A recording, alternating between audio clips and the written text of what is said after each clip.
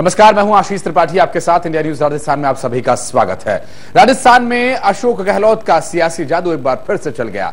अशोक गहलोत तीसरी बार मुख्यमंत्री पद की शपथ लेंगे और इससे पहले गहलोत 1998 में राजस्थान के पहले बार मुख्यमंत्री बनाए गए थे और 2008 में अशोक गहलोत दोबारा सीएम चुने गए। अशोक गहलोत के पिता लक्ष्मण सिंह जादूगर थे, लेकिन गहलोत को जादू में कोई रुचि नहीं थी। गहलोत कॉलेज के समय से ही राजनीति में रुचि रखने वाले व्यक्ति थे। आइए आपको बताते हैं अशोक गहलोत के जीवन से जुड़ी कुछ खास और रोचक बातें। सियासत का जादूगर। सन 1951 में जोधपुर में जन्म हुआ था अशोक गहलोत का। पिता लक्ष्मण सिंह देश के जाने माने जादूगर थे। पिता से ही सीखी जादूगरी की कला।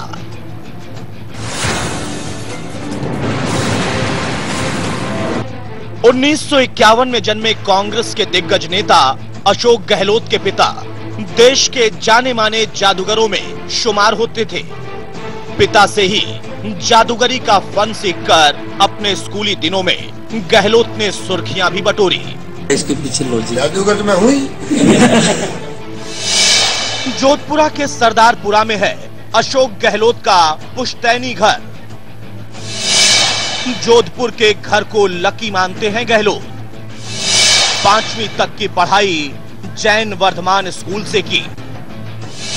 1962 में सुमेर स्कूल में गहलोत ने लिया था दाखिला। सरदारपुरा में जन्मे अपने पुराने घर को गहलोत बेहद लकी मानते हैं, खासकर उन कमरों को जहां पर वो शुरुआती दिनों में रहे। आज भी वो मतदान करने से पहले अपने इस पुश्तैनी घर में जरूर आते हैं। यहीं से वो वोट करने जाते हैं। गहलोत की शुरुआती पढ़ाई लिखाई जैन वर्धमान स्कूल से और सुमेर स्कूल से हुई। पढ़ाई के दौरान समाज सेवा भी करते थे अशोक गहलोत।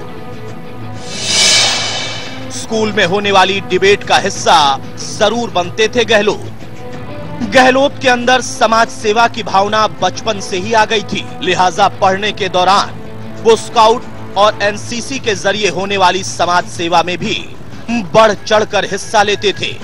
इसके अलावा गहलोत वाद विवाद करने में भी माहिर थे और स्कूल में होने वाली वाद विवाद प्रतियोगिता में उनकी हिस्सेदारी जरूर होती थी।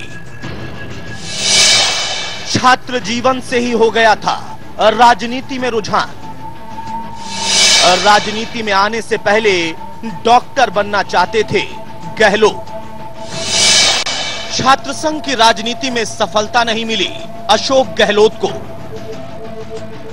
अशोक गहलोत के सियासी सफर की बात करें तो छात्र जीवन उनका रुझान वहीं से राजनीति की तरफ हो चुका था। वो कॉलेज के छात्र संघ में उप मंत्री भी रहे। हालांकि राजनीति में एंट्री से पहले वो डॉक्टर बनना चाहते थे। इसी हसरत से उन्होंने जोधपुर विश्वविद्यालय में दाखिला भी लिया था, लेकिन कामयाबी नहीं मिल पाई। इसके बाद गहलोत ने छात्र संघ का चुनाव भी लड़ा। कॉलेज की पढ़ाई के साथ उन्होंने राजनीति की ABCD भी सीखी। पढ़ाई के बाद गहलोत के सामने नौकरी और रोजगार की थी चिंता। गहलोत ने बिजनेस में भी आजमाया हाथ। खाद और बीज की दुकान भी खोली थी गहलोत ने। शुरुआत में लोगों को जादू का खेल भी दिखाया गहलोत ने। कॉलेज के बाद रोजगार का संकट गहलोत के सामने किसी बड़ी चुनौती की तरह था। अशोक गहलोत ने 1972 में बिजनेस में भी हाथ आजमाया। जोधपुर से 50 किलोमीटर दूर उन्होंने खाद और बीज की दुकान खोली, लेकिन वो चली नहीं।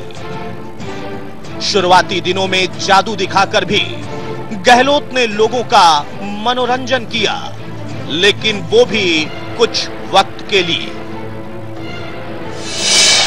महात्मा गांधी के विचारों से प्रभावित हैं गहलोत। 1971 में बांग्लादेश मुक्ति संग्राम शिविरों में सेवा भी कर चुके हैं गहलोत। गहलोत हमेशा से ही महात्मा गांधी से काफी प्रभावित रहे।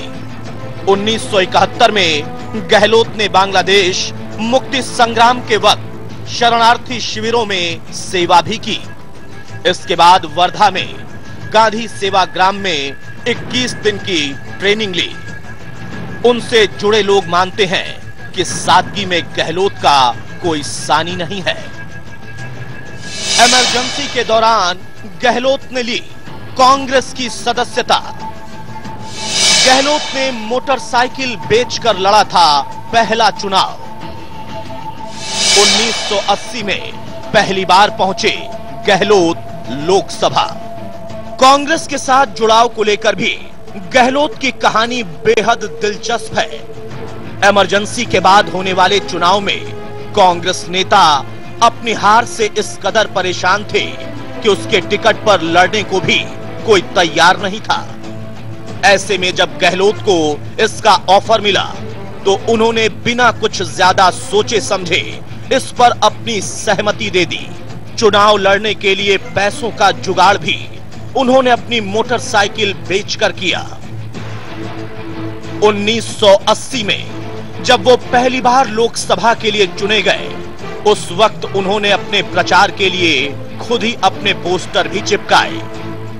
इस दौर में वो लोकसभा के लिए चुने जाने वाले देश के सबसे युवा सांसद थे। सादगी पसंद है अशोक गहलोत। मिलनसार गहलोत से प्रभावित थी इंदिरा गांधी। इंदिरा से मुलाकात को गहलोत का राजनीतिक टर्निंग पॉइंट माना गया। राजस्थान के कद्दावर नेताओं के बीच सीधे साधे और मिलनसार अशोक गहलोत से इंदिरा गांधी इतनी प्रभावित हुई कि 1982 में उन्हें कैबिनेट में मंत्री बना दिया और उनको अपने मंत्रिमंडल में और नागरिक उड्डयन मंत्रालय का प्रभार भी सौंपा। अशोक गहलोत ने 3 बार संभाली प्रदेश कांग्रेस की कमान। महज 34 साल की उम्र में ही बन गए थे राजस्थान कांग्रेस के अध्यक्ष। महज 34 साल की उम्र में ही वो प्रदेश कांग्रेस के अध्यक्ष बन गए। राजस्थान में गहलोत ने पार्टी में जान फूंकने के लिए जमीनी स्तर पर काफी काम किया। गहलोत ने अपने कार्यकाल के दौरान राजस्थान में कांग्रेस कार्यकर्ताओं को एकजुट करने का काम किया और मजबूत काडर तैयार किया। परिवार के बेहद करीबी रहे अशोक गहलोत। इंदिरा के बाद राजीव के भी करीब आए गहलोत। राजीव के मंत्रिमंडल में भी शामिल रहे अशोक गहलोत। इंदिरा गांधी के बाद गहलोत राजीव गांधी के भी काफी करीब थे। राजीव गांधी ने अशोक गहलोत की प्रतिभा को देखते हुए उनको अपने मंत्रिमंडल में जगह भी दी। इसके साथ ही गहलोत ने राजीव गांधी और पीवी नरसिम्हा राव के कार्यकाल में भी खेल और कपड़ा सहित कई मंत्रालयों की जिम्मेदारी बखूबी संभाली। माली समाज से आने के बावजूद खुद को स्थापित किया गहलोत ने। ऊंची जातियों के बीच अशोक गहलोत बने राजस्थान के बड़े कद्दावर नेता। राजस्थान की सियासत में हमेशा से ही क्षत्रिय, जाटों और ब्राह्मणों का बोलबाला रहा, लेकिन यह गहलोत का मैजिक ही था कि माली जाति से आने के बावजूद अपने आप को कांग्रेस के सबसे कद्दावर नेता के रूप में स्थापित कर लिया। राजस्थान कांग्रेस के पोस्टर बॉय बन गए थे गहलोत। गहलोत जनता के बीच लोकप्रिय होते चले गए। बीजेपी के आंख की किरकिरी बन गए थे गहलोत। लोगों से मिलना और उनकी समस्याओं को दूर करना गहलोत की प्राथमिकताओं में हमेशा से रहा और यही वजह रही कि बीजेपी की भैरव सिंह शेखावत सरकार को अशोक गहलोत लगातार चुनौती देते रहे। गहलोत को करीब से जानने वालों का कहना है कि अशोक गहलोत राजस्थान के अकेले ऐसे नेता हैं जिनका लोगों से सीधा जुड़ाव रहा। राज्य में बढ़ती जा रही थी गहलोत की लोकप्रियता। कांग्रेस ने गहलोत को अपने चेहरे के तौर पर पेश किया। 1998 में गहलोत ने ली 21वें सीएम के तौर पर शपथ। कांग्रेस ने अशोक गहलोत की राज्य में लोकप्रियता को देखते हुए अपने चेहरे के तौर पर जनता के सामने पेश किया। चुनाव के बाद जो परिणाम आए उसने कांग्रेस को राज्य की सत्ता में वापसी कराई और गहलोत ने 1998 में पहली बार राज्य के 21वें मुख्यमंत्री के तौर पर शपथ ली। 2008 में कांग्रेस की हुई सत्ता वापसी। कांग्रेस ने एक बार फिर से गहलोत के नाम को आगे बढ़ाया। अशोक गहलोत ने दूसरी बार ली मुख्यमंत्री की शपथ। 2008 में एक बार फिर से कांग्रेस की वापसी हुई और एक बार फिर प्रदेश की सत्ता पर आला कमान ने अशोक गहलोत के नाम को सीएम के लिए आगे बढ़ाया और इस तरह अशोक गहलोत दूसरी बार राजस्थान के सिरमौर बने। गहलोत के कार्यकाल में हुए विकास के कई काम। जोधपुर को रेल सेवा से जोड़ने का श्रेय गहलोत को जाता है। गहलोत के प्रयास से ही मिली राजीव गांधी लिफ्ट नहर की सौगात। अशोक गहलोत के कार्यकाल में विकास के कई बड़े काम राजस्थान में हुए। जोधपुर को रेल सेवा की शुरुआत कराने का श्रेय गहलोत को जाता है और उनके ही प्रयास से राजीव गांधी लिफ्ट नहर की सौगात भी मिली। गहलोत के सत्ता में विकास के कई काम हुए, लेकिन बीजेपी की सरकार आने के बाद कई योजनाओं पर ताले लग गए और आरोप ये लगे कि गहलोत की योजनाओं को जानबूझकर बंद करवाया गया। 2013 में गहलोत हो गए सत्ता से बाहर। जनता की नाराजगी भारी पड़ी गहलोत को। 2008 में राजस्थान की जनता को गहलोत का साथ और विकास का काम पसंद नहीं आया, जिसकी वजह से अगली बार वो सत्ता से बाहर हुए। लेकिन कांग्रेस आला कमान ने गहलोत के महत्व को कम होने नहीं दिया, उनको कई अन्य राज्यों का प्रभार भी सौंपा। राजस्थान से बाहर भी गहलोत ने किया शानदार काम। गहलोत की जगह सचिन बने पीसीसी अध्यक्ष। राजस्थान के बाहर अशोक गहलोत ने कांग्रेस को मजबूत करने का काम किया और इसी बीच प्रदेश में सचिन पायलट का कद बढ़ता गया। खासकर उपचुनाव में मिली जीत ने सचिन का कद और बढ़ाया और ये लगने लगा कि वो सूबे में गहलोत का विकल्प बनकर उभरेंगे। यहां से एक मैसेज ये भी गया कि दोनों के बीच सीएम रेस को लेकर दूरियां भी बढ़ चुकी हैं। सीएम को लेकर गहलोत और सचिन के बीच आई दूरियां। राहुल गांधी ने दोनों को मिलवाया गले। चुनाव साथ लड़ने को लेकर दी नसीहत। सचिन पायलट और अशोक गहलोत के बीच बढ़ती दूरियों को लेकर कांग्रेस आला कमान के चेहरे पर चिंता की लकीरें साफ दिख रही थीं और इसको देखते हुए कांग्रेस अध्यक्ष ने मंच पर ही दोनों की कड़वाहट दूर की और दोनों को गले मिलवाया। इसके बाद दोनों ने मोटरसाइकिल पर सवारी करके दूरियों को नजदीकी में बदलने का संदेश भी दिया। गहलोत और सचिन ने मिलकर चुनाव लड़ने का दिया संदेश। कांग्रेस ने राहुल के नाम पर चुनाव लड़ने का दिया संदेश। चुनाव के दौरान कांग्रेस ने गुटबाजी को रोकने के लिए राहुल के नाम पर चुनाव लड़ने का ऐलान किया और सीएम के नाम को चुनाव के बाद तय करने की बात कही। हालांकि बीजेपी ने इसे भरपूर मुद्दा बनाने की कोशिश की। लेकिन गहलोत लगातार बीजेपी और वसुंधरा सरकार पर हमला करके इसको नाकाम करते रहे। चुनाव के बाद गहलोत की रणनीति बीजेपी पर पड़ी भारी। सबको साथ लेकर चले गहलोत। पुराना अनुभव कांग्रेस के भी आया काम।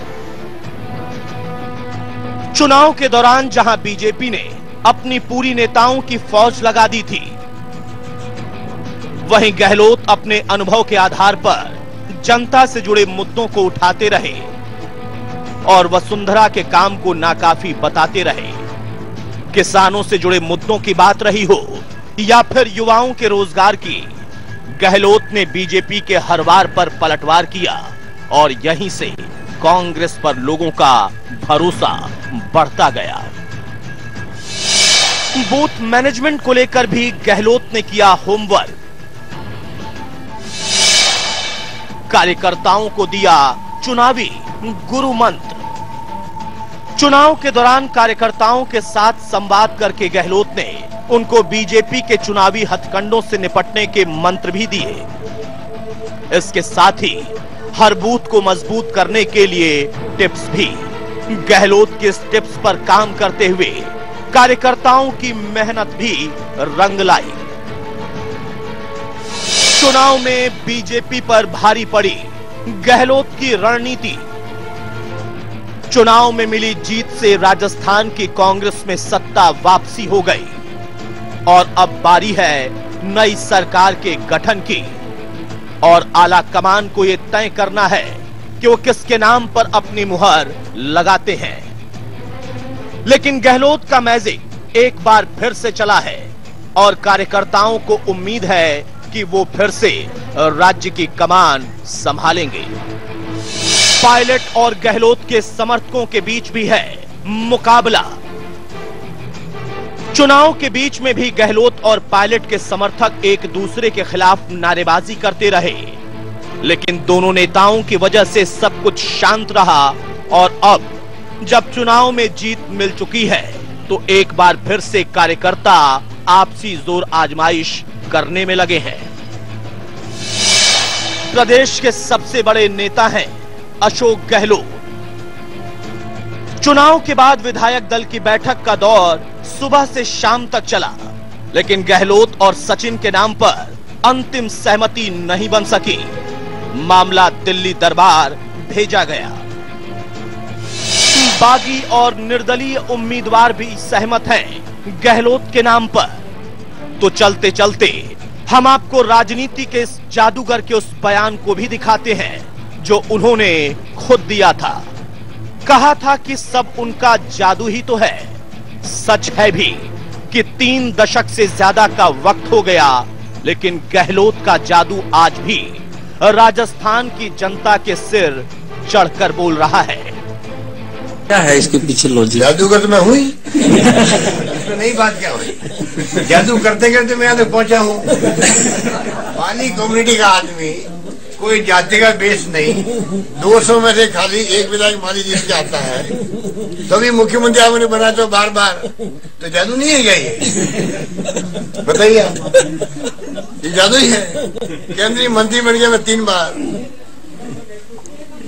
अब बताइए ना, 3 बार पीसी प्रेसिडेंट बन गया और 2 बार एआईसी महामंत्री बन गया, तो बिना जादू बन गया क्या? ये जादू है। गुजरात में भी आपका जलवा देखा, जादू ही है सब जगह।